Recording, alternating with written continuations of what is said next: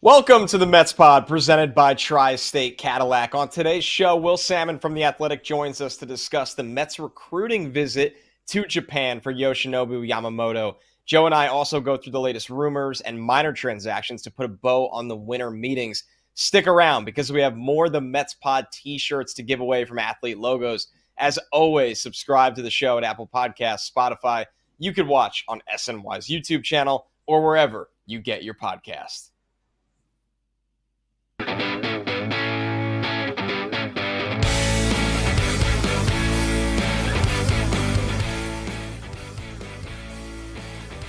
What's up, everybody? Welcome to another episode of the Mets Pod presented by Tri-State Cadillac. Elevate your style in a Cadillac. Go from bold to bolder in an SUV. From inspiring to awe-inspiring in a sedan. Visit your Tri-State Cadillac dealer today.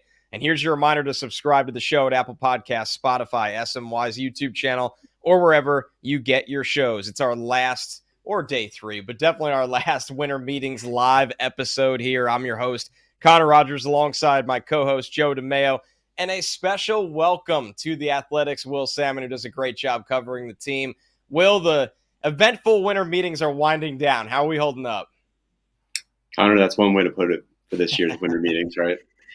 Doing well here, though, guys. Thanks for having me on. Appreciate it.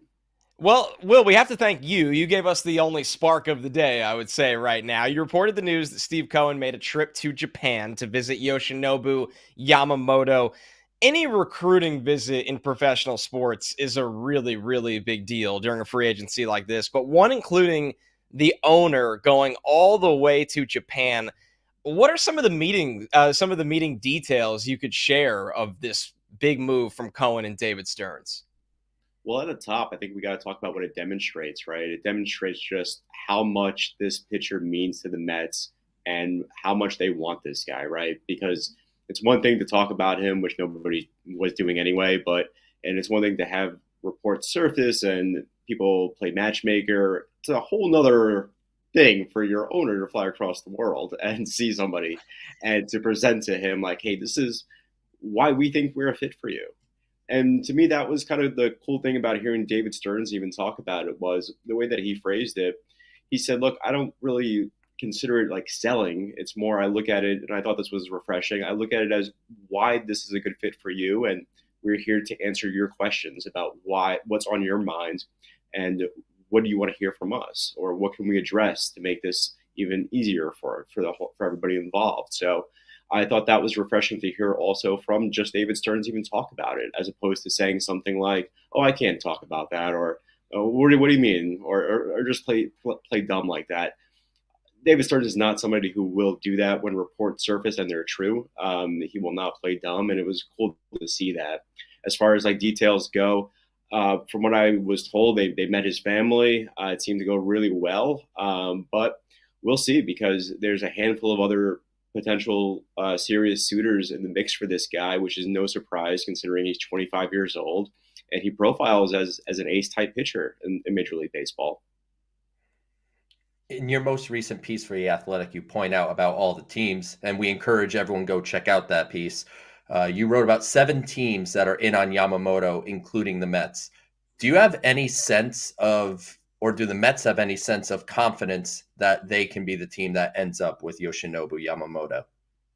It's hard to say. I think at this stage, right, like if you're in the mix here and if you're allowed to sort of meet this guy in person and talk to him about what your team's about, you have to feel somewhat good about things, right? Like that part only makes sense. But where it gets interesting is, okay, now Yamamoto is going to come to the United States. I was told he's going to come here by sometime this weekend, start meeting with other teams. And then from there, you really don't know.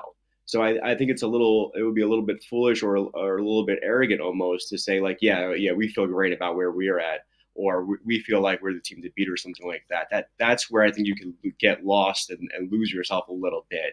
Certainly, they probably feel good about their standing here, but I would wager that the other teams do too. And there's still too long of a list where you're not necessarily just competing against 1 or 2 teams here.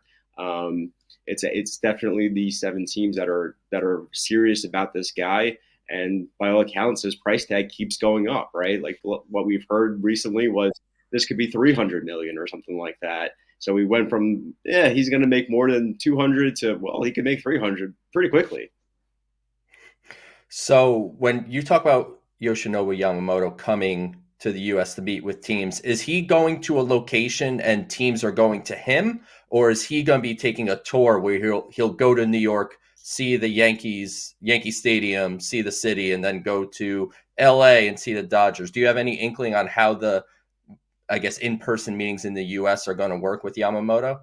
Yeah, great question, Joe. That's one that I don't have an answer for yet. That's one that I've asked around on.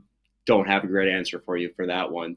Obviously, last winter, Kodai Senga took the route of going to see a bunch of cities, right? And obviously, New York City was one, and that went really, really well, clearly.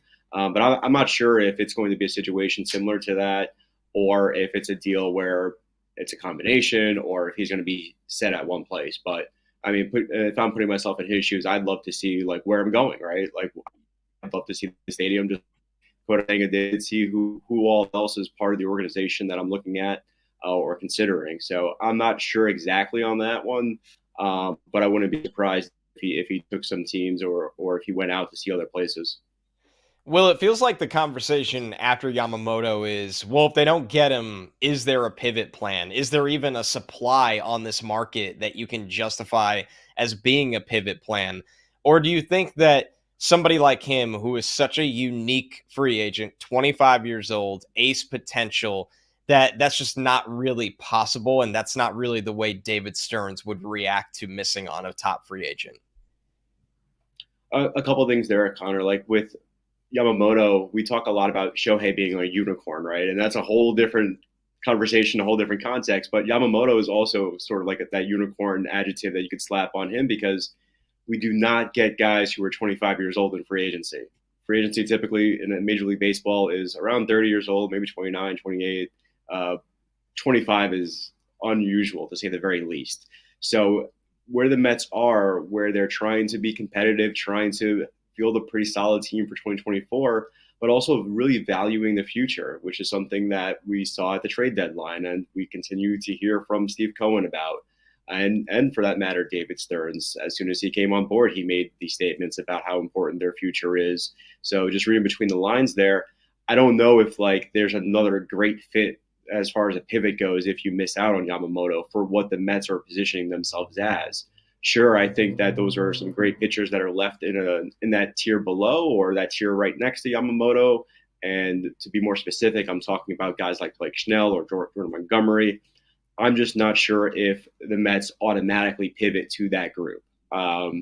For some of the things that you kind of touched on there, where one, it's just he's different in the sense that he's 25. They're not. He's going to be entering his prime still. They still may have some great years left, but they don't have that 25, 26, 27, 28-year-old value attached to them. So that's kind of a thing where if you're positioning yourself like they were last year, where you're going after the high talent and you're trying to win the World Series in a major way, and it's sort of that World Series or bust attitude, then yeah, you pivot. But here they're trying to play the long game. I get the sense on a little bit more as opposed to what they were doing last year. Moving away from the pitching, when we talk about the outfield situation, I've heard David Stearns mention a couple times throughout this week about run prevention, and I understand that's obviously an important thing to him.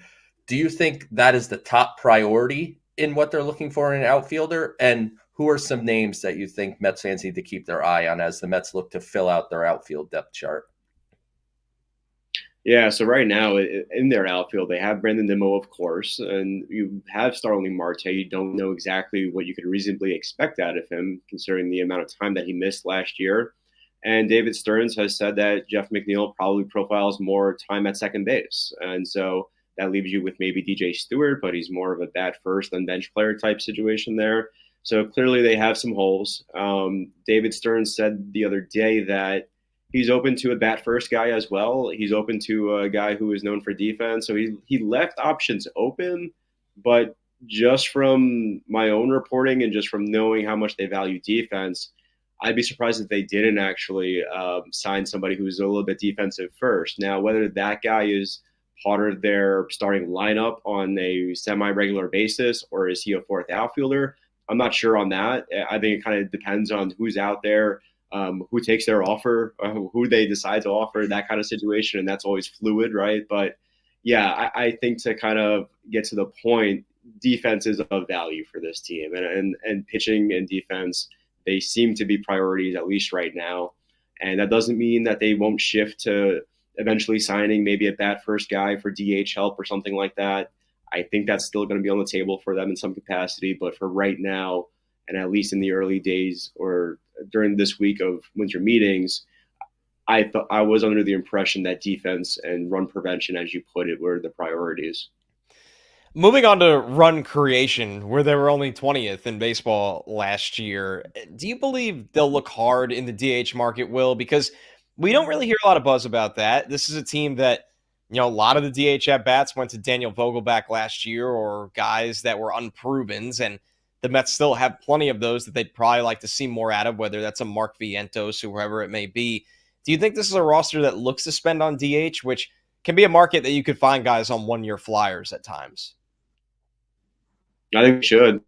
Right? Like, if you look at their lineup, you could say to yourself, like, hey, this is a team that, yeah, they should be better, right? Like, there's a couple of guys you can kind of talk yourself into to say, well, that guy should have a better year than last year. And we're talking mainly about Jeff McNeil and Starling Marte, right, of course, if he's healthy. Yeah, like you could see some improvements. But yeah, you nailed it. At DH, they did not get any production or not nearly enough as they needed to have a really well-rounded lineup, particularly as protection for Pete Alonso, fifth or sixth in the order, whatever. They need more. I think that's clear. What form that takes, again, not sure quite yet. And I think part of the reason why I'm not sure, and part of the reason why people tell me, yeah, maybe, is because of the Ohtani market. And that's, that even if you're a team that's not really tied into that, you're affected by it because the other handful of teams that are in the mix for him, or the few at this point, whatever it is, there's a trickle-down effect there where they may go after somebody else. And so the representation of those other players are saying to themselves, yeah, maybe I'll just wait and see how this plays out, right? So it's a little unclear.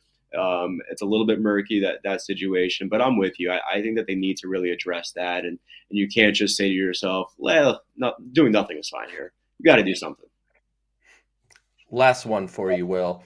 It's a different regime now, obviously, with David Stearns, but last year the Mets went into the season not into the season, to spring training with an Edwin Diaz, David Robertson combo at the end of the game. Obviously, David Stearns has added a bunch of kind of, edge of the roster type relievers. Do you think they're going to try to replace that Robertson role where they have a bona fide eighth inning guy behind Diaz leading into the 2024 season? My answer to that is similar to the DH one. They really should, right? Like, they really should. And yeah, I mean, like, I think the moves that we've seen, and I understand from like the fan base's perspective of like, oh, more minor league contracts or more split contracts, whatever that means, that kind of reaction. I get that, right? Like, that's natural. People get tired, they get a little restless at this time of year, but this is what the smarter teams try to do, because if you sign guys that you like, that fit a profile, that are intriguing to you, chances are one or two of these guys are going to pop in a major way for you. And maybe the Mets didn't sign enough of these guys last year. And like, I think Billy Epler did try to do a good job of trying to identify these types of players, but sometimes you need more. You need to come at it from the area of, okay, we don't have enough, because you just need one of these guys to pop. And we see that across Major League Baseball, where some guy that we never heard of, who's a reliever, is somehow now a top setup man. It happens every year, right? And it happens for multiple clubs. And all those clubs profile as smart teams, usually. And David Stearns operates that way. So I think that's part of it right now. But that doesn't mean that they're not going to sign somebody who is a little bit more accomplished to pitch the seventh and the eighth inning, to sort of complement Brooks Raley and Drew Smith and whoever else they decide to keep around for their bullpen. So yeah, I think so. It'll be interesting to see though if that's somebody that brings some gas as bringing some velocity, or if it's somebody that again throws it from a different angle or gives them a different look. Could be a combination of that, and it could contain multiple players too. I wouldn't close the door on that either. Make sure to follow Will on Twitter at Will Sammon. That's Sammon, the spelling of the last name. And, of course, read all of his coverage on The Athletic. Will, second time on the Mets pod. We always love talking to you. We really appreciate you giving us some time and all the great work you've been doing covering this team in such a short time. So we appreciate you, man. Hey, Connor, Joe, thanks again so much. I love the show, and thanks again for having me on. I appreciate it. Thanks, Will. Thanks, Will. All right. So that was Will Sammon from The Athletic. A lot of great stuff today. Obviously, Joe, the big report on the big trip overseas. Steve Cohen, David Stearns flying to Japan to court Yamamoto. It has just begun. And of course, you're listening to the Mets Pod presented by Tri-State Cadillac. Subscribe to the Mets Pod at Apple Podcast, Spotify, SNY's YouTube channel, or wherever you get your podcasts. We're going to get into your questions, so please keep sending your mailbag questions. We will get into more Yamamoto talk coming out of our interview with Will. But before we do that, big breaking news here. You heard it in the cold open. Well, the Mets Pod news anyway. We teamed up earlier in the year with our good friend of the show, Dan Abrams, who's been on our show, otherwise known as Athlete Logos, to create a Mets Pod t-shirt. Again, these are awesome shirts that Dan designed with the Mets Pod logo done up in the Shea Stadium neon. Some people have posted them already. Joe, we saw one at the QBC. Somebody came up to us. She had on the Mets Pod shirt. It looked awesome. They are awesome. You cannot buy them. You can only win them here. And we are doing one final round of giveaways. Look for a tweet /X, a Facebook post, an Instagram post on SNY social platforms announcing the giveaway. Repost it, like the post on Facebook or Instagram, and you'll be entered for a chance to win. Remember, you can't buy these anywhere. You got to win it from us only. All right, Joe, let's get right into the mailbag because you know it's going to be an extension of the Yamamoto talk, and that's as it should be. What else is going on? What'd you call it? The Tonkin Winter Meetings? Yeah, that's what it was. It was the Michael Tonkin Winter Meetings. So it was electric the last 3 days. But really appreciate everyone tuning in live tonight and all 3 days. Despite nothing going on, I checked, and there was a lot of people that watched. So very, very thankful for it. People are itching for the Mets to make a big move, and so are we. And we're always going to be here throughout the winter when that happens. Let's start with this one from Stathi Politis on YouTube. Do you expect the Mets to be the highest offer on Yamamoto? Joe, for me, hands down. My gut feeling, it's not inside info. I listened to the pod, though, you guys did last night. Phenomenal. Of course, you, Jerry Blevins, Steve Gelbs. I don't think there's a line for the Mets with this. I think this is their guy. This is the guy they want. They don't care. We know Steve Cohen's pockets run pretty deep. I'm not saying they're getting him, but I'll say if you're a Mets fan and Steve Cohen makes the highest offer, which I think he will, and they did such a great job courting him, and he still opts to go elsewhere, how bad can you feel about it? I think they'll make him the highest offer, Joe.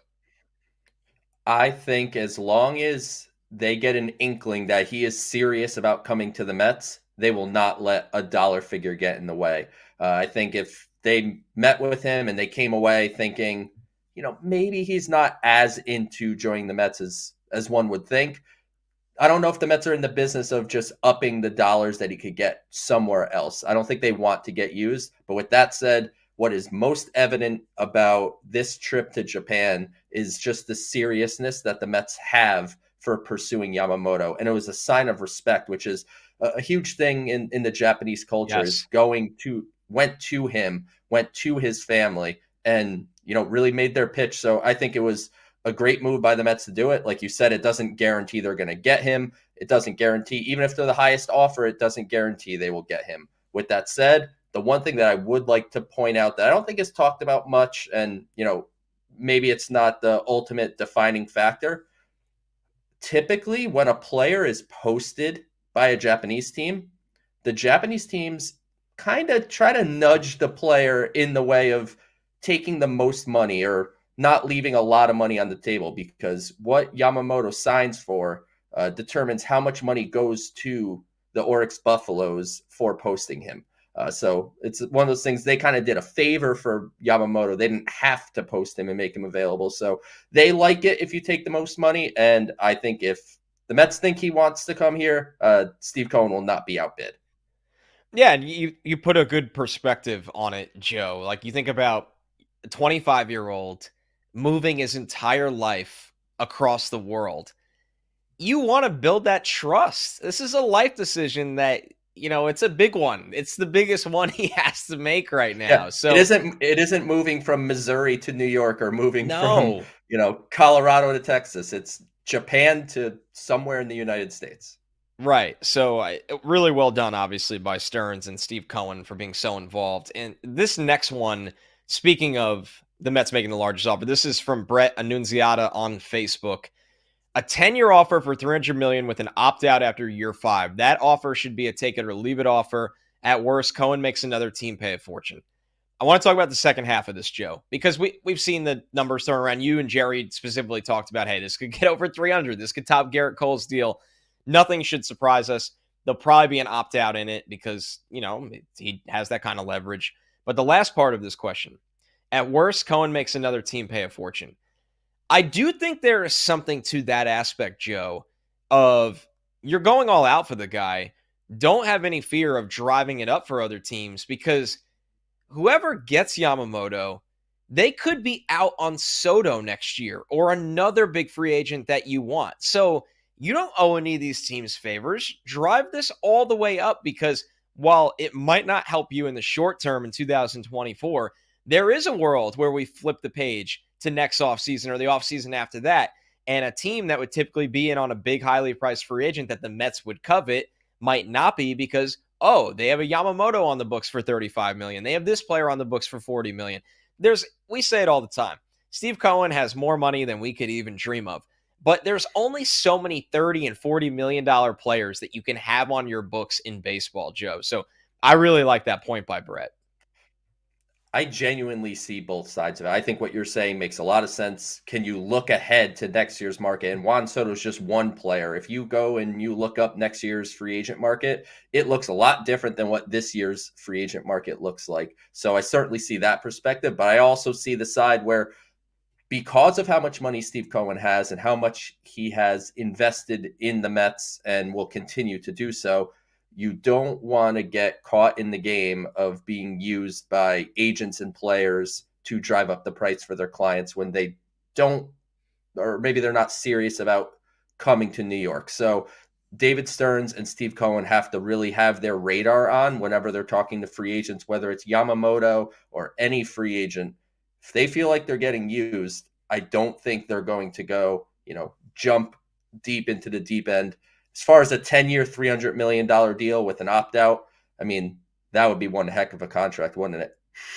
It'd be amazing. And I don't think we're very far from it, to be honest with you. Like, if this thing is I don't think so either. 8,275, 8,280, I won't be shocked. All right, our next one from Alan Weinman on YouTube. How much does it help that Senga knows Yamamoto? What do you think of that aspect, Joe? And I'll say this. Plenty of teams heavily involved in Yamamoto either have a Japanese player on their roster right now or have Japanese alumni like the Yankees do with, obviously Tanaka. So I personally don't know how much of a competitive advantage this is for the Mets. I think it's a nice aspect. I don't think it's a needle mover. I don't think it's a needle mover. I don't think Senga and Yamamoto are like close unless I am unaware of their relationship. If you want to talk about a team that could be involved in the Yamamoto market that has a player that's close to him, the Boston Red Sox signed Masataka Yoshida last year. He was teammates with Yamamoto for Oryx in Japan. So if you wanted to go down the route of him being comfortable with someone he really knows, that would probably be a benefit to the Red Sox. But at the end of the day, I think it's not a bad thing to have another Japanese player, one that you could communicate with a little more easily. And also, Senga can tell him how the Mets handled him. And obviously that was a rousing success for Senga and for the Mets. He exceeded the expectations of even you and me, who were vying for the Mets to sign Senga for 2 months, and then they finally did. And he exceeded even, I think, what you or I thought. So I think that would be the advantage that they would have with Senga is he can tell Yamamoto, the Mets will take care of you and know what they're doing. I think that's the big key, is that they have built an infrastructure, or they're building an infrastructure in place for players overseas, right? You have a translator here that's worked with Senga. You are starting to understand how to help players. Like we talked about this, Joe, before we even did the Mets pod on our old pod. I remember this drove you nuts. The Mets were, once upon a time, for so long, non-existent players in the market of players overseas. And I remember when Steve Cohen was buying the team, something you constantly would say is the Mets need to be a big boy team and get back to being players for international free agents. And obviously they have absolutely lived up to that hype with getting and maybe even beyond what your wildest dreams were. They got Senga. Now they're in on Yamamoto. There are other international free agents this year as well that we've heard them connected to. All right, let's get another question in here, Joe. This is from Surpassed on YouTube. How likely is it that the Yankees extend Juan Soto? Hal and Cashman wouldn't give up 7 players for a year-long rental unless they knew they had a chance to keep him. I don't know if I agree with that, and maybe we'll be surprised, but if you're Scott Boras, who he's done pretty well for himself in his career field, I would say, knows a thing or two about player free agency, you have almost zero reason to ever even consider an extension before free agency if you're Juan Soto. I mean, welcome to the Yankees pod. We're about to talk about the Yankees extending Soto. It will be the Mets. It's a Mets factor, though. It absolutely is. Jokes aside, I mean, ultimately, when you look at the way this is transpired, the Yankees know what they're buying. They're buying a year of Juan Soto. And Juan Soto turned down $450 million from the Nationals, who were the team that signed him, developed him. It was the only team he ever knew, and he turned down $450 million. So do I think the Yankees can re-sign him? This winter, I do not. This spring, I do not. With that said, maybe they do give themselves a bit of a leg up by him spending a year being comfortable in Yankee Stadium in New York, and maybe that just gives them a slight leg up in the offseason. But if Juan Soto turned down $450 million, I don't think this is a guy that we're going to be reading stories about how he'll take less money to stay in the pinstripes. I think the Yankees will have to prepare next offseason as if they need to be the high bidder for Juan Soto.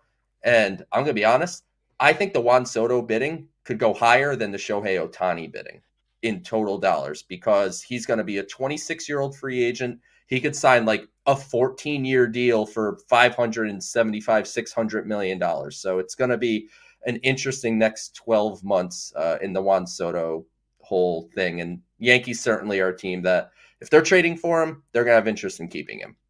Of course. And I think, back to the Yamamoto sweepstakes, we talk about unicorn free agents. Well, this time next year, Juan Soto will be a 26-year-old free agent. That's a unicorn free agent. So, yes, I think it'll exceed the Shohei Ohtani contract. If that contract ever gets broken in the news here, Joe, not a peep on Shohei Ohtani. He's just going to show up to spring training one day somewhere, and he's just going to be in a jersey. I was like, I guess Ohtani picked the Dodgers or the Blue Jays. I would love nothing more than if we found out where he was playing was the first day of his personal spring training. It would be an all-time move. All right, another one here from YouTube. This is Jared Rubino's question. Where do things stand with the Pete Alonso extension? So, Joe, from everything I can gather, and you've covered the baseball off seasons long enough to know this as well, typically this isn't the time in-house extensions are done. You got to realize David Stearns just took a job that is wildly chaotic. He made a ton of hires to aid him in this job. He's filling out the organization. He has significant needs to address externally with this Mets roster. In-house extensions, like the one Pete Alonso we hope gets, is something that typically happens when everybody gets down to Port St. Lucie. You can meet with the agent. It's a little bit more of a controlled setting for that player because all the previous business is done. I don't expect to hear a peep about a Pete Alonso extension anytime in the next month or two, personally.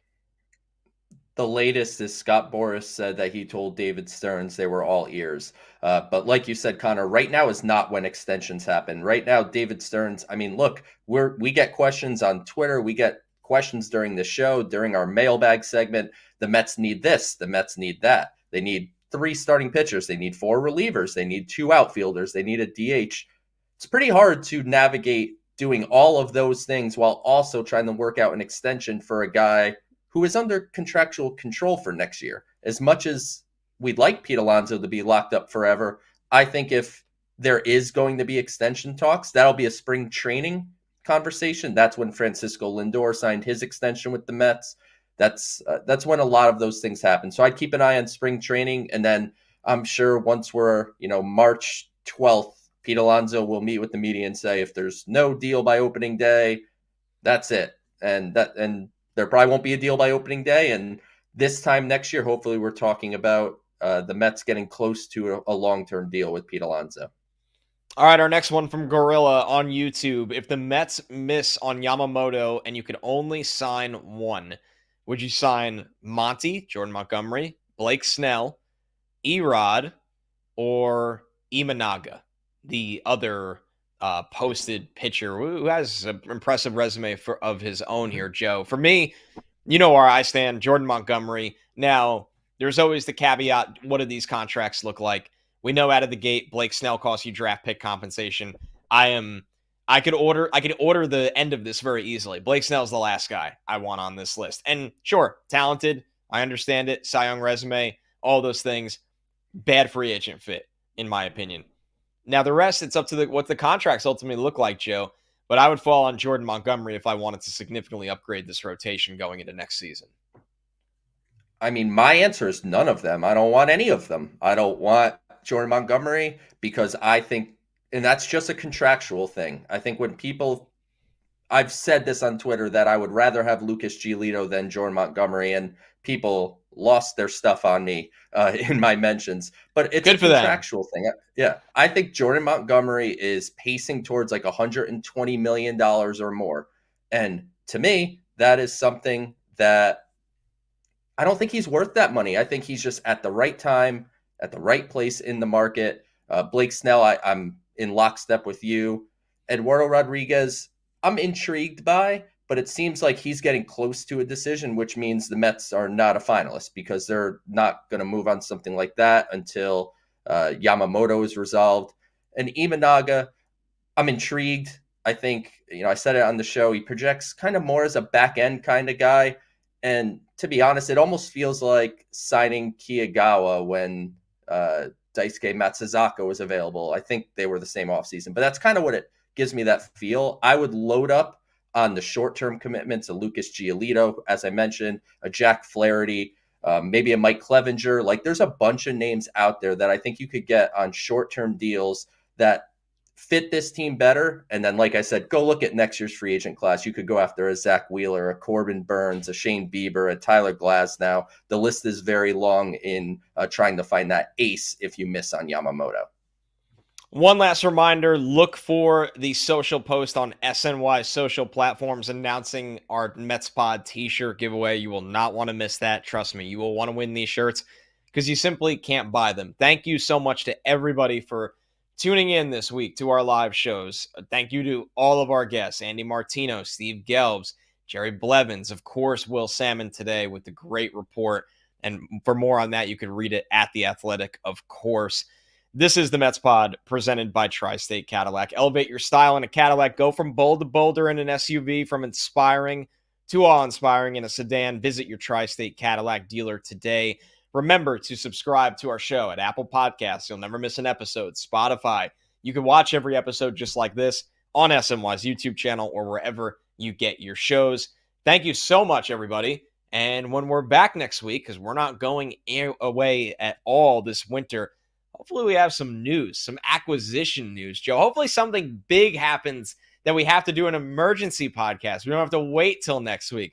But for now, we'll see. Stay tuned. Stay with us. And we'll catch you next week.